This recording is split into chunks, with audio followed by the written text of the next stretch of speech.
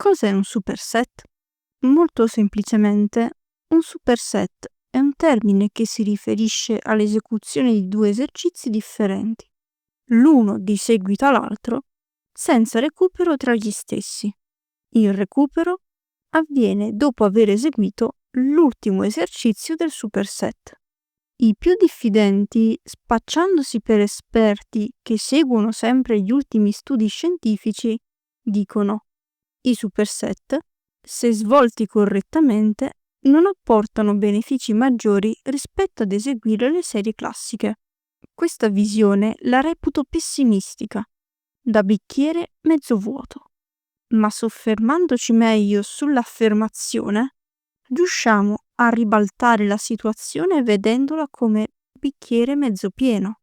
Infatti, se svolgiamo e programmiamo bene i superset, otteniamo gli stessi benefici di una serie classica, risparmiando tempo, il che non è poi così male, considerando che la vita delle persone non è palestrocentrica come quella di atleti o influencer. Quanti superset ci sono? La suddivisione può avvenire per un numero di esercizi eseguiti consecutivamente. 2 è un superset, 3 è un triset, 4 o più è un giant set, oppure per tipologia di esercizi che vengono accoppiati. Il più semplice e conosciuto è il superset antagonista, che consiste nell'accoppiare due esercizi che svolgono movimenti uno opposto all'altro. Per esempio, spinta e tirata, leg extension e leg curl, tricipiti e bicipiti, che non è altro che una sottocategoria di spinta e tirata.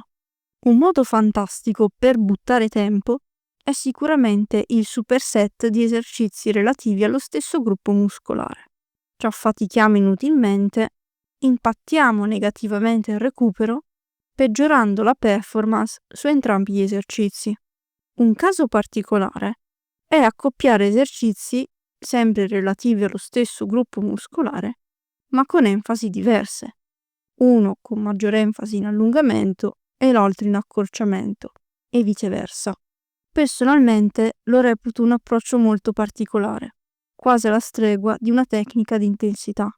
Penso che non sia una metodologia applicabile né necessaria per tutti, per ottenere risultati migliori, ed è per questo motivo che preferisco lasciarla ai professionisti. Infine, abbiamo i superset di esercizi che non c'entrano niente tra loro. Questo è il caso in cui si associano due esercizi di gruppi muscolari completamente diversi. Per esempio, braccia e addome, gambe e spalle, croci con adductor machine, accosciate e alzate laterali. È una delle strategie migliori per lavorare gruppi che solitamente sono trascurati o per il quale ci si inventa scuse dicendo che non si ha abbastanza tempo per farli. E i jump set? Un jump set è un ibrido tra un superset e una serie tradizionale. In pratica, eseguiamo il primo esercizio, poi facciamo un recupero classico, 2-3 minuti, e successivamente passiamo al secondo esercizio.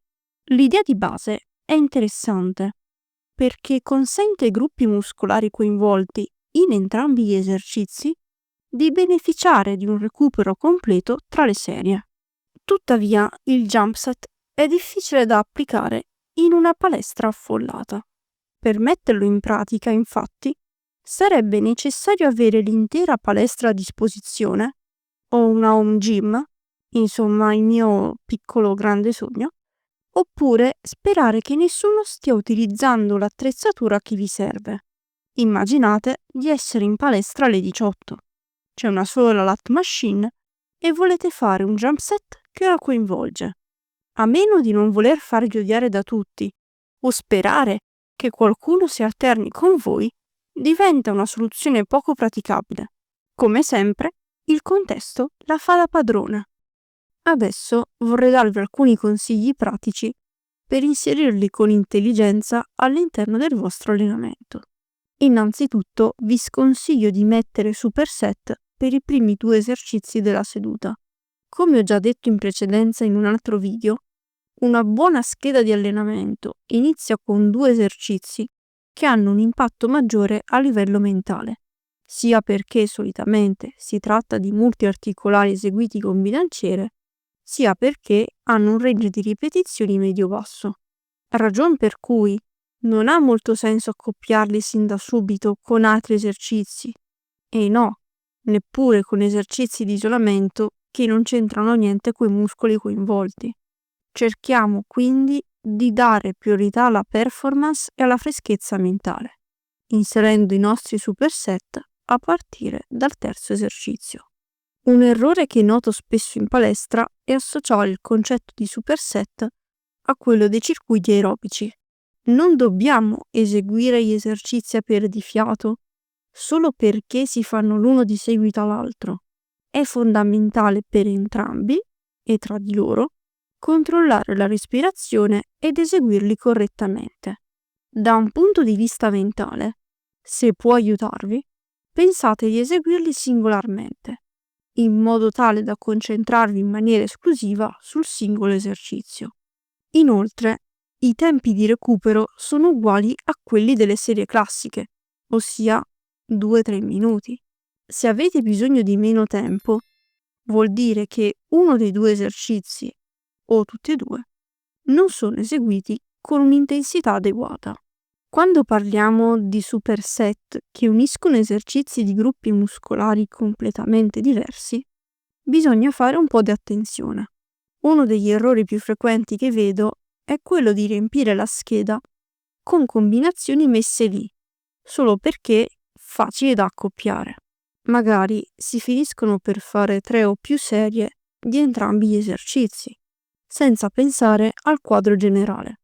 In realtà questo approccio non ha molto senso, perché dobbiamo considerare la fatica accumulata nelle sedute precedenti, la possibile interferenza con quelle successive e soprattutto se ogni esercizio avrebbe senso anche preso da solo. Questo, secondo me, è un punto chiave. Un esercizio che inseriamo in un superset deve comunque stare bene da solo all'interno della seduta. Se non ha senso da solo, non ce l'avrà nemmeno in accoppiata. In questi casi, il superset va visto più come un richiamo, cioè il secondo esercizio non deve essere il cuore della seduta, ma un'aggiunta intelligente.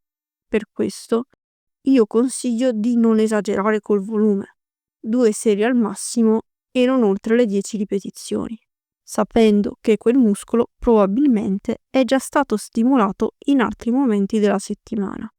C'è poi un'altra cosa importante, la scelta del secondo esercizio.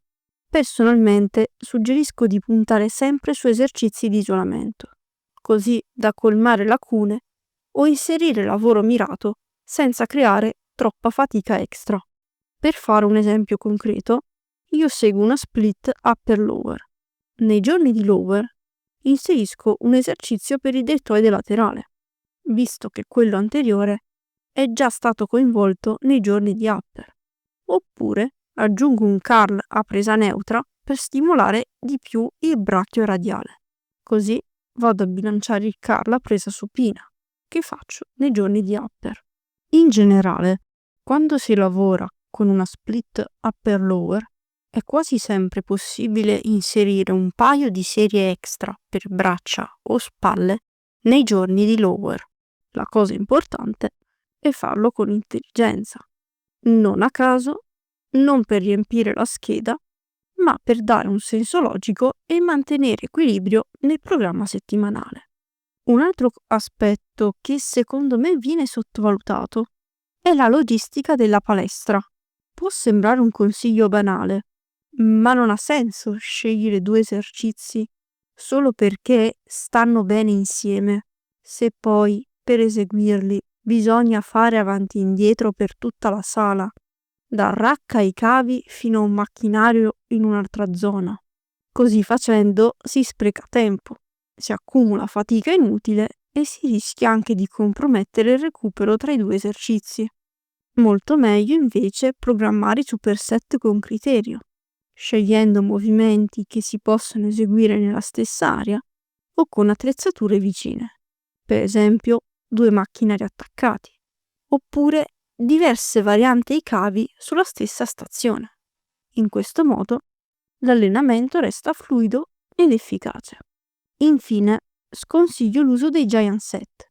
Più che portare benefici, rischiamo solo di generare fatica inutile. Possono avere senso solo in contesti particolari, ad esempio durante un allenamento in vacanza. In quel caso spesso si programma la settimana di scarico e ci si può permettere di sperimentare un po', magari divertendosi a provare quello che offrono le palestre locali. E voi avete mai sperimentato con lo straordinario mondo dei superset? Fatemelo sapere qui sotto nei commenti e noi ci becchiamo al prossimo video.